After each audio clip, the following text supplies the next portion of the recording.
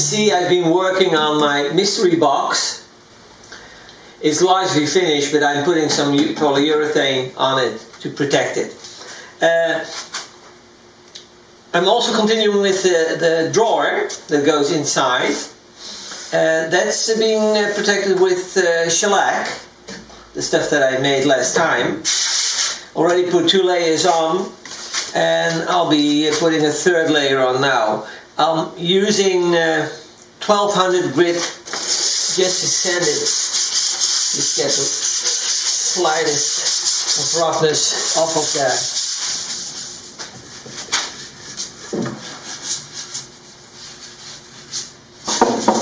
Start here.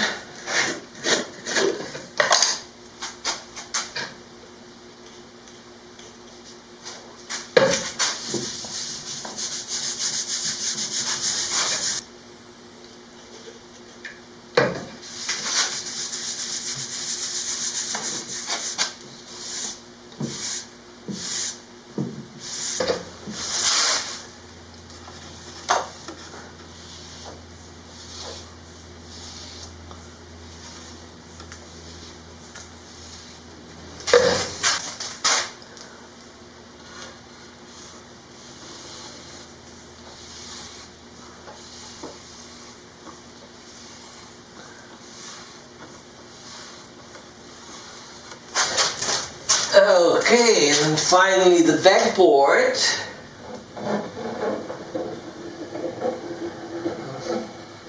Put some glue on there as well. And finally I put the backboard on. Let me see.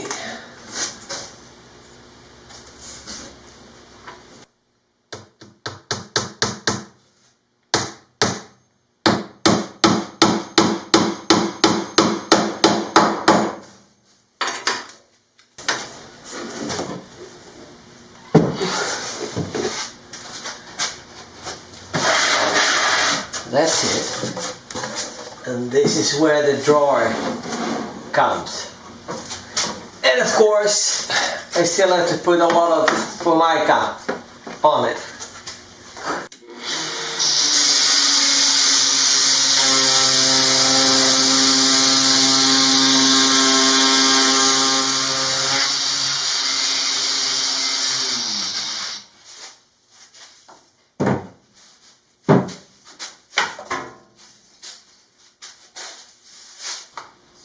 While I'm so busy with other things, like always, I'm starting to do some real work on the actual toilet. I had, of course, the cabinet already, got the upper drawer already finished, still have to do the slides for that, but I prepared some pieces of wood for the slide of that toilet. That toilet will be down here and slides out on these heavy-duty sliders. So let's see what we can make out of it.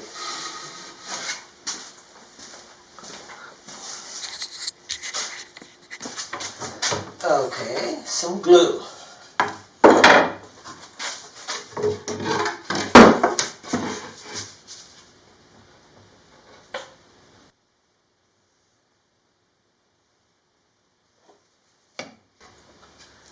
We'll still reinforce it with some screws, but I'll do that later on.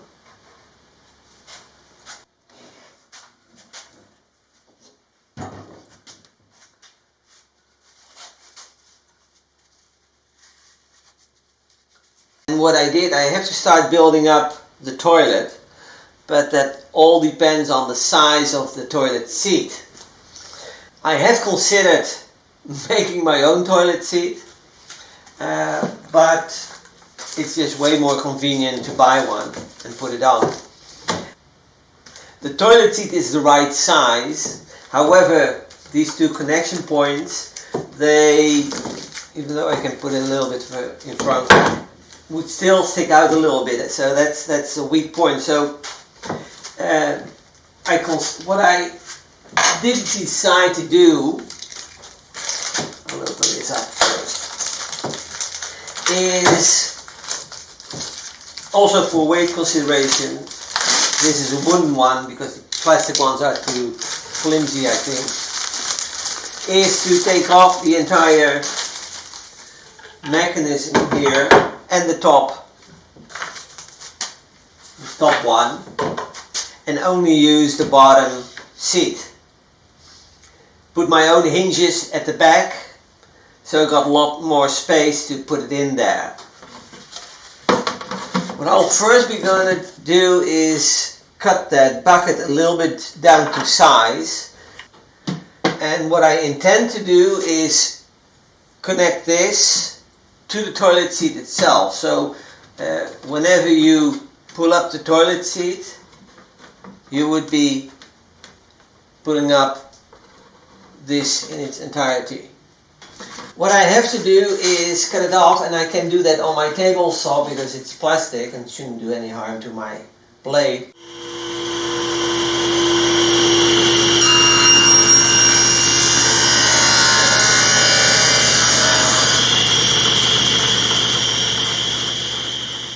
So I've got my bucket, and now I have to cut out a piece where the separator will come. So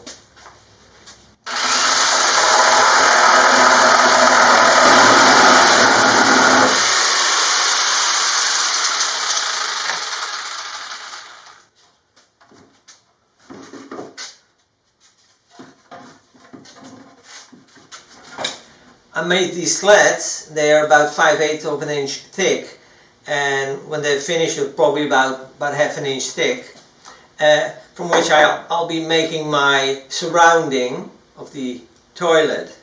But they have to be, at least the bottom and the top have to be at about 4-degree angle. So I'll be taking that off now.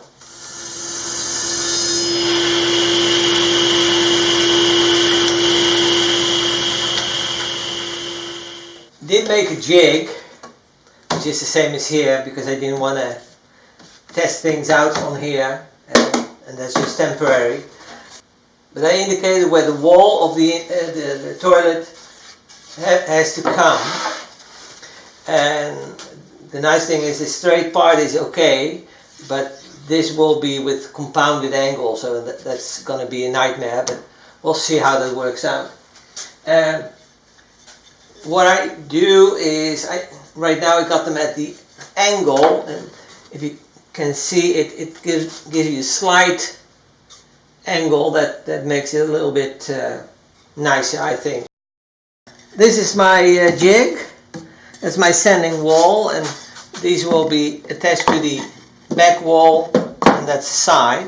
But I'll be putting these two together first, glue those.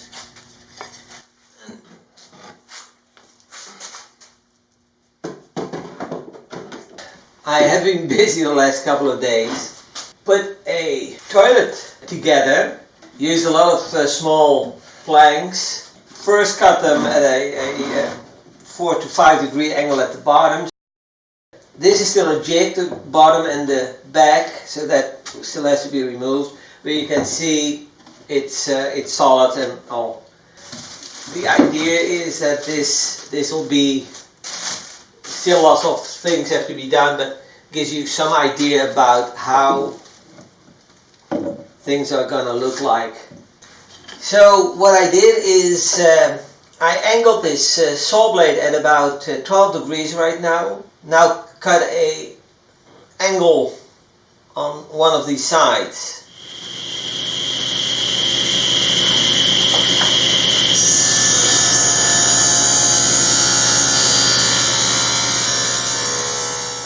So I had to overcompensate a little bit, but now it's getting better in line. But as you can see, that if I put it straight on the bottom, it has the angle, so it gravitates outward.